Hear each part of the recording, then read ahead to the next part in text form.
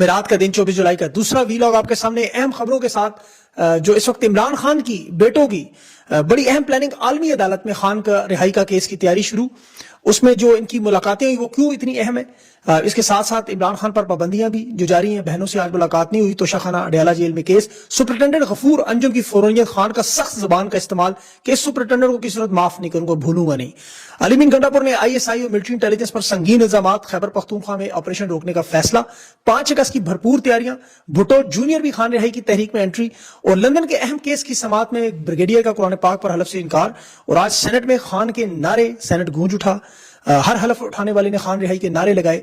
और पूरी की पूरी अपोजिशन की आदत, काशिफ अब्बासी के घर भी आज गई, हमाद अजहर के घर भी आज एक तांता बंधा रहा।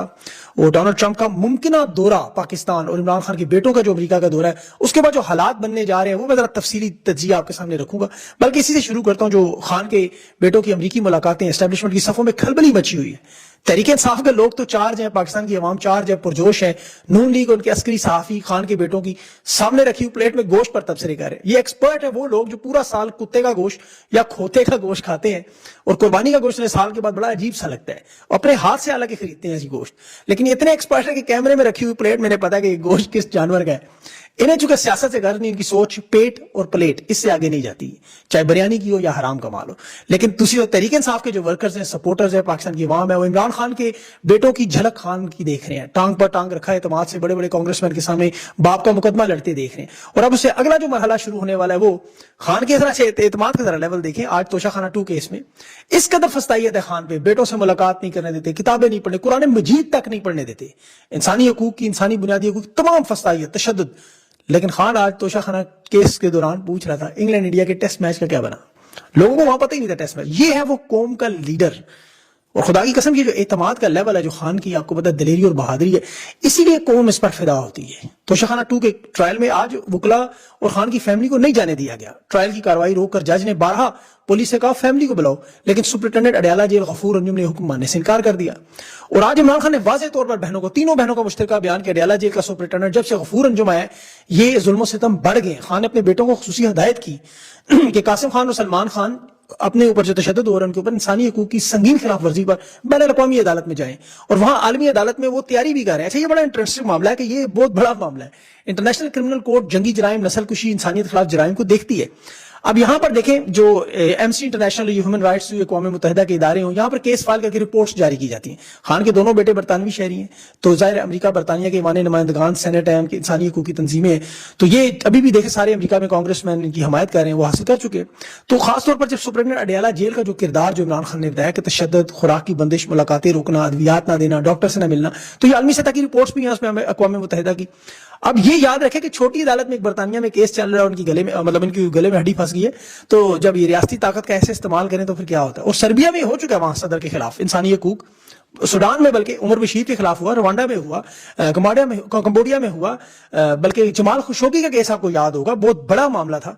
अक़वाम मुत्तहिदा इंसानी हकूक की तंजीमों ने पूरा इंटरनेशनल मामला बनता है। तो कासिम सलमान ज़ाहिर इन्हीं मसालों से, खासतौर पर जो लंदन में भी हो रहा है अदालत में, उसे सीखेंगे। इंटरनेशनल क्रिमिनल कोर्ट में, अक़वाम मुत्तहिदा में, मीडिया में, पार्लियामेंट में लेके जाएंगे। और मेरी इतलात है कि उस पर काम हो रहा है, बड़ी तेजी से हो रहा है। खान से सिर्फ पावर ऑफ अटर्नी साइन करवाना है। देखिए, अगर हाई कोर्ट आजाद होती तो जैसा साइफर ट्रायल 3 दफा कालादम हुआ, ये तोशाखाना ट्रायल पार्ट 2 भी कालादम हो चुका होता। लेकिन चूंकि हाई कोर्ट इस वक्त मुकम्मल डोगर कोर्ट, वो जो डोगर कोर्ट माजी की उसी तरफ है, इसलिए आलमी अदालत की तरफ जाना है, या दूसरी सूरत में अवाम की अदालत में, जो 5 अगस्त की तहरीक है। खान ने जो बाकायदा तौर पर पार्टी को अहकामात दिए, अलीमीन, सलमान अकरम राजा, बैरिस्टर को ताकीद की कि फिल फॉर तहरीक में तेजी लाएं, मोमेंटम डेवलप करें। और जहां तक मुझे नजर आ रहा है, तहरीक इंसाफ जो है वो तहफ़्फ़ुज़ आइन की मूवमेंट को सामने रख के बाकी जमातों को भी जोड़ना चाह रही है। आज सिंध में इन्हें कामयाबी मिली है। जुल्फ़िकार अली भुट्टो जूनियर, असली भुट्टो जो उसका बेटा पोता है, कराची में इनकी क्लिफ्टन 70 में मुलाकात हुई, अमजद खान नियाजी था वहां। और 5 अगस्त से ये भी भरपूर तहरीक को जो अरूज पर ले जाएंगे, उसमें ज़ाहिर ताउन मांगा गया। और जुल्फ़िकार अली भुट्टो जूनियर ने इससे पहले भी खान की रिहाई का मुतालबा किया हुआ, नारे लगाए हुए बाकायदा, तो उसकी शमूलियत से ज़ाहिर सिंध कराची में बड़ा फर्क पड़ेगा। वहां पे ज़ाहिर 2 नंबर भुट्टो भी हैं, असली भुट्टो सामने आएगा तो मसला तो होगा। अमन मार्च में जो हो रहे हैं इस वक्त, इमरान खान ने अवाम को यह भी कहा है कि अमन मार्च जहां हो वहां लाजमी शिरकत करें।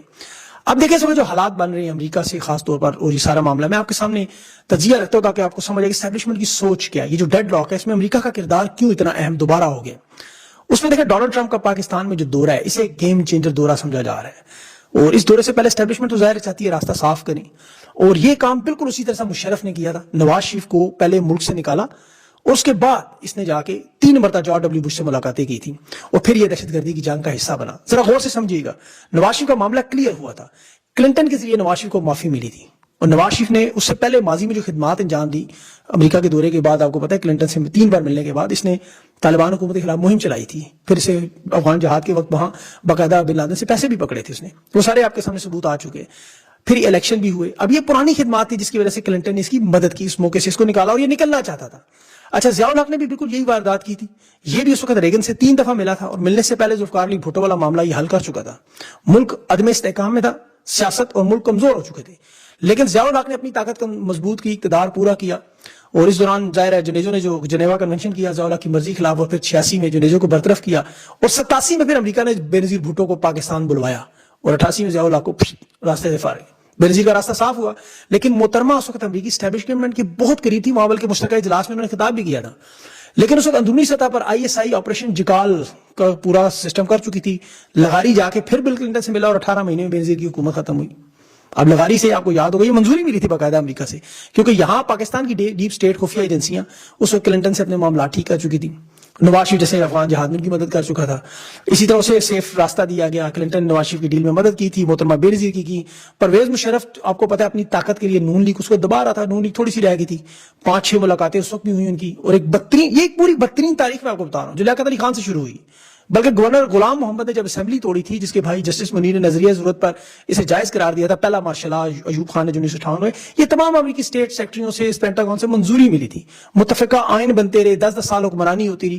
یہ چاہ رہے ہیں کہ اسی سلسلے کی واردات میں ڈونلڈ ٹرمپ کو اور امریکہ کو بھی استعمال کیا جائے, بالکل اسی طرح. اب جو ڈونلڈ ٹرمپ سے فیلڈ مارشل کی ملاقات ہوئی, دیکھیں یہ اچانک نہیں ہوئی, اس میں بھی لابنگ ڈونلڈ ٹرمپ کے آنے کے فوراً بعد شروع ہو چکی تھی. امریکی امداد کی جب بحالی ہوئی اس کے بعد پھر پہلی تقریر میں شکریہ ادا کیا گیا, پھر آخر میں جب دورہ آپ کو نظر آیا. اچھا, اس دورے میں بھی دیکھیں کہ یہ وہی لوگ ہیں کہ جو شروع سے ان کے ایجنٹ ہیں, اور اس کو اتنا خفیہ رکھا گیا کہ آج تک اس کی کوئی تصویر نہیں آئی. آرمی چیف, DGI اور محسن نقوی, 3 لوگ تھے. محسن نقوی اور وہ آرمی چیف DGI دوسرے کمرے میں تھے.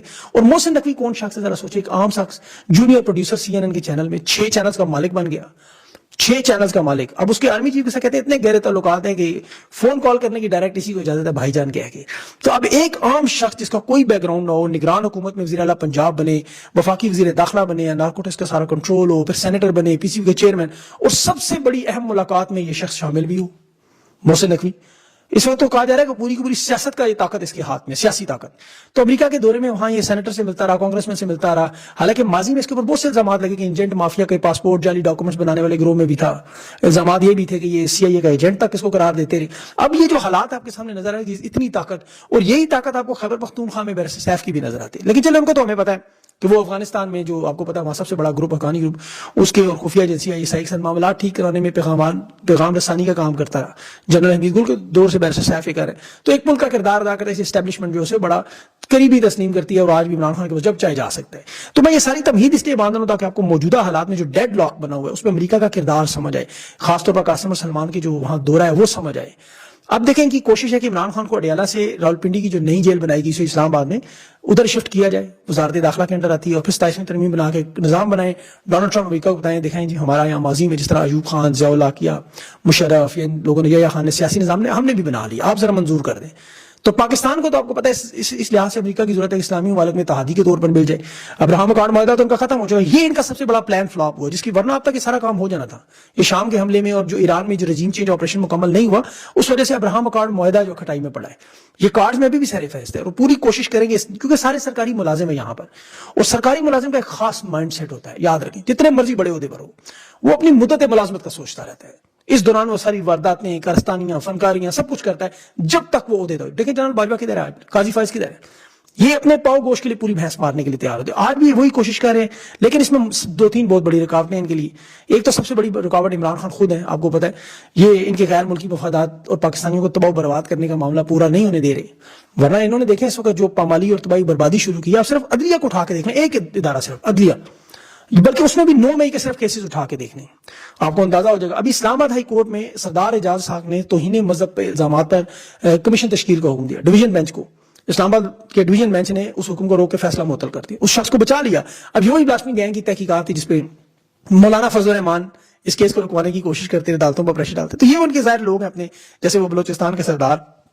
یہاں پر جو 26ویں ترمیم ہے، آپ یقین کریں اس میں اور مارشل لا میں کوئی فرق نہیں ہے. جو مارشل لا کے قوانین ہیں، آپ 26ویں ترمیم دیکھیں، بالکل وہی معاملہ ہے. جس طرح پرویز مشرف تو حکومت ہٹا کے خود صدر بن گیا تھا نا، ایمرجنسی لگا کے.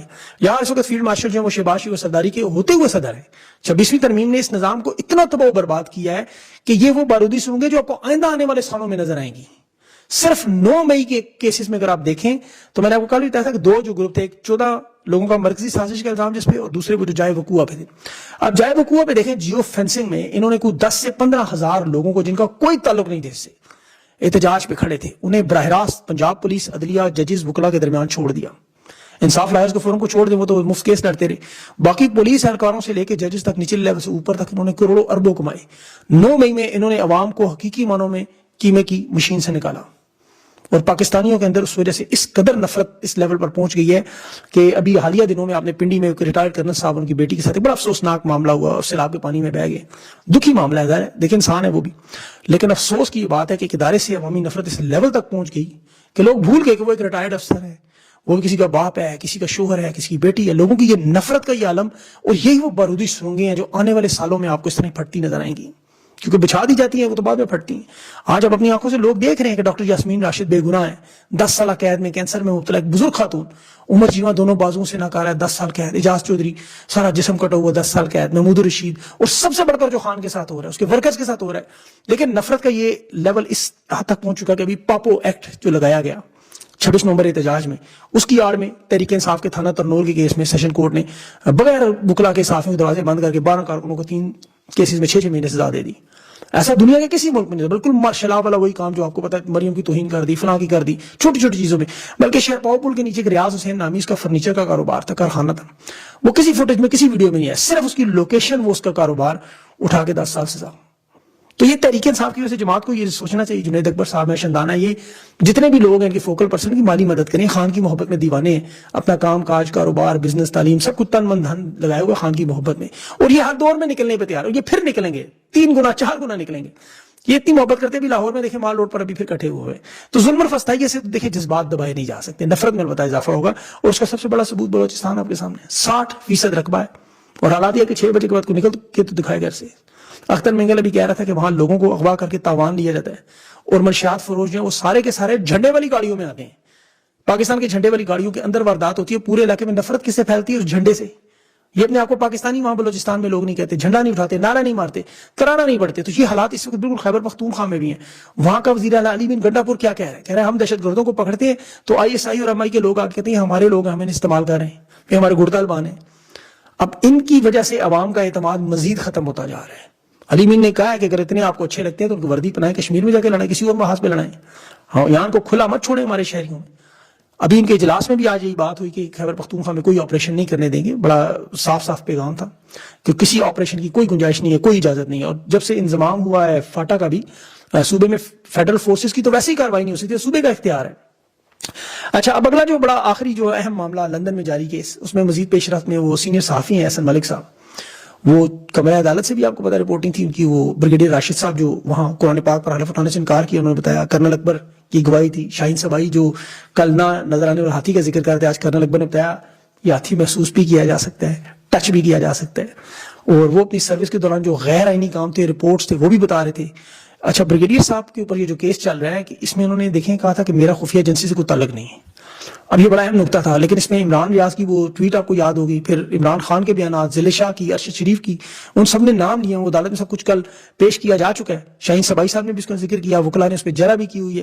اب اس کیس کا فیصلہ جو وہ 2 ہفتوں کے اندر بظاہر متوقع ہے. وکلا کے اختتامی دلائل ہو چکے ہیں، یہ آج شاید ہو گئے ہوں گے. اب اس کیس کا جو سب سے بڑا معاملہ دیکھیں، پوری دنیا میں اس طرح کسی ملک کی خفیہ ایجنسی کے کیس اس طرح عدالتوں میں نہیں چلے جس طرح یہ لندن میں چل رہا ہے. تو اس کا نتیجہ کچھ بھی نکلا، دونوں صورتوں میں یہ بہت بڑی بدنامی کا باعث بن رہا ہے اس وقت. تو خاص طور پر دیکھیں ہندوستان کی تمام اخباروں نے چھاپا ہوا ہے اور بڑا اس کو شور مچایا ہوا ہے. اس کے علاوہ تو اس لیے عمران خان کا اگر کیس ایسے میں عالمی عدالت میں آ گیا تو پھر آپ ذرا سوچ لیں کیا ہوگا.